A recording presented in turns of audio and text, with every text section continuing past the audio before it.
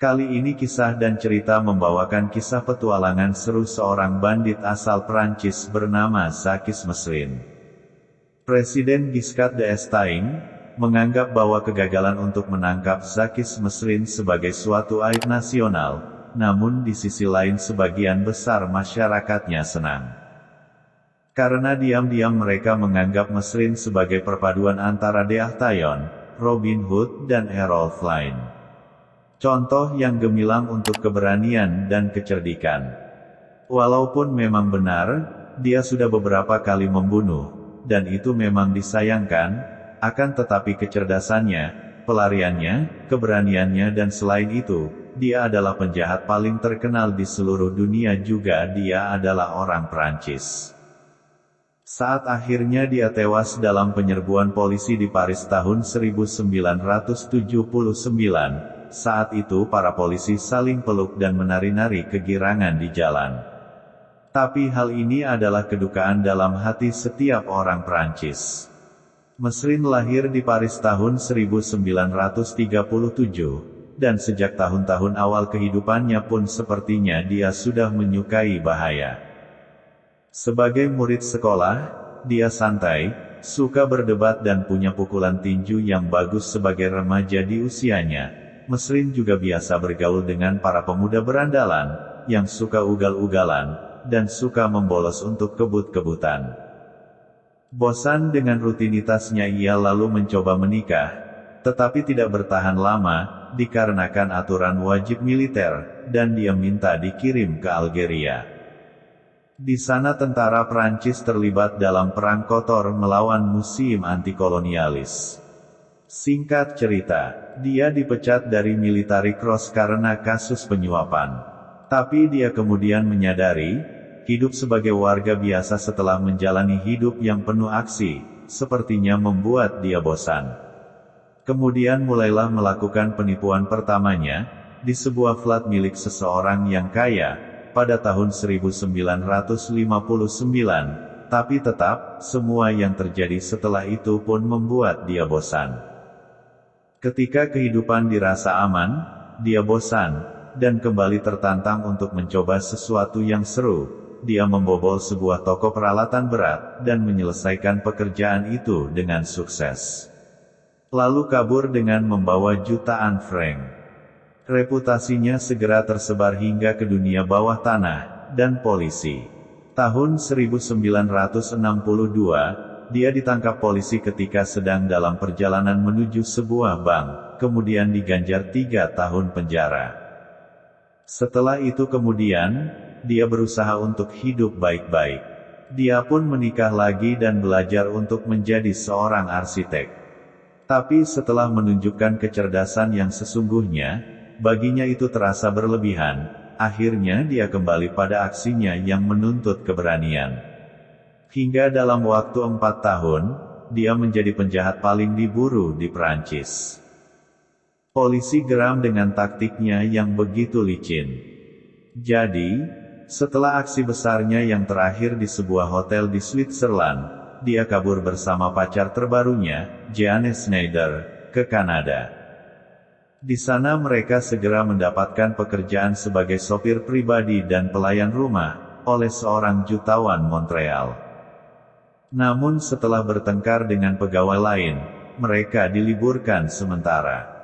Kemudian mereka melakukan ide kriminal baru, yaitu menculik sang jutawan dan menahannya untuk meminta tebusan $200.000. Tapi sialnya, mereka tertangkap dan keduanya dikenai tuduhan penculikan serta pembunuhan seorang janda kaya, dari Perth, kota kecil yang tidak jauh dari situ. Sejak awal, Mesrine memang kejam. Tapi dia bersikeras bahwa mereka tidak ada hubungannya dengan pembunuhan janda kaya itu. Akhirnya mereka berdua dibebaskan dari tuduhan itu. Tetapi Mesrine kemudian merencanakan pelariannya bersama Jeanne dari penjara Perth. Dan, setelah mereka tertangkap lagi, dan berusaha kabur lagi, dan ditangkap lagi karena kasus penculikan, Mesrine akhirnya mengorganisasikan pelarian spektakuler lainnya dengan jurus yang lebih jitu, dari penjara Saint Vincent de Paul di Laval.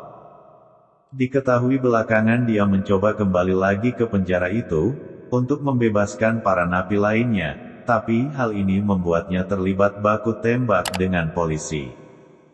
Pelarian itu membuat Mesrin menjadi selebriti nasional di Kanada, walau menyebabkan reputasinya meredup, setelah dia menembak mati 2 penjaga hutan yang mengenali mereka. Kemudian akhirnya, setelah perampokan bersenjata di sebuah bank, yang tidak seperti biasanya. Kali ini dilakukannya dengan teledor. Dia merampok bank yang sama sampai 2 kali. Karena kasir bank itu menatapnya dengan pandangan marah, ketika dia dalam perjalanan keluar dari bank itu. Di aksi perampokannya ini, dia memutuskan untuk membawa uang hasil rampokan itu beserta pacar barunya, ke Venezuela. Tahun 1973, Mesrin kembali ke Prancis dan menjalankan kembali trik lamanya. Setelah serangkaian perampokan bersenjata, akhirnya dia ditahan. Tapi dia kabur lagi, kali ini dari Palais de Justice di Compiègne. Sejak itu, dia menjadi pencuri budiman ala Robin Hood. Ketika dalam suatu perampokan di sebuah bank, seorang kasir wanita muda tanpa sengaja menekan tombol alarm. Dia berkata, "Jangan khawatir sayang, aku suka bekerja dengan diiringi musik," dan dengan tenang dia mengumpulkan uangnya. Pada kesempatan lain, ketika ayahnya sedang dirawat di rumah sakit, yang diketahui sakit parah karena kanker, dan Mesrin saat itu dalam pengawasan yang ketat, dia menyamar sebagai dokter dengan jas lab putih dan stetoskop. Pergi mengunjungi ayahnya. Akhirnya, dia pun ditangkap, kemudian dijebloskan ke penjara Sante. Di penjara ini dia memanfaatkan waktu untuk menulis autobiografinya. Kemudian, ketika kasusnya disidangkan, setelah 3,5 tahun, di sini dia melakukan demonstrasi di pengadilan, untuk mengukuhkan reputasinya. Dengan mengatakan bahwa cukup mudah baginya membeli sebuah kunci untuk sepasang borgol manapun, dia cukup mengambil kunci dari kotak korek api yang tersembunyi di balik simpul dasinya, dan kemudian membuka borgolnya sendiri. Setahun kemudian, setelah dijatuhi vonis hukuman 20 tahun, dia kabur lagi, dan melanjutkan petualangan anehnya. Kali ini dia berjalan menuju pos polisi di Deauville, mengaku sebagai inspektur dari Gaming Squad, dan meminta bertemu dengan inspektur yang bertugas hari itu. Ketika dia diberitahu bahwa sang inspektur sedang tidak di tempat, dia pun pergi, dan malam itu juga dia merampok sebuah kasino di Deauville. Dia juga membobol rumah seorang petinggi bank yang bersaksi melawannya di pengadilan, dan memaksanya untuk menarik 1 juta franc dari banknya sendiri.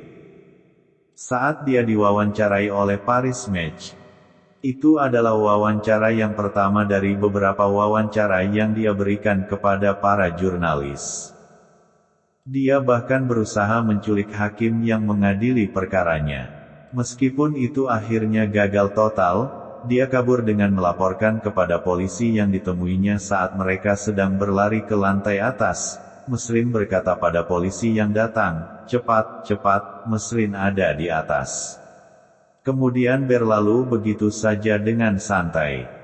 Ketika dia tertangkap untuk terakhir kalinya, saat itu dia tinggal bersama pacarnya di sebuah apartemen mewah di Paris. Polisi sama sekali tidak mau kompromi. Mereka menciduk Mesrin dari apartemennya. Ketika pasangan ini berjalan keluar mencoba kabur dengan menaiki BMW-nya, mereka segera dikepung dengan 2 buah truk. Mesrin yang sudah tidak dapat bergerak lagi itu pun ditembak, dan dieksekusi di tempat itu juga. Kemudian polisi saling berpelukan dengan gembira menari-nari di jalan mengekspresikan kegembiraan. Segera setelahnya, Presiden Giscard d'Estaing mengumumkan kemenangan mereka. Inilah akhir kisahnya, setelah membuat pusing polisi, bahkan negara. Petualangannya berakhir dengan kematian.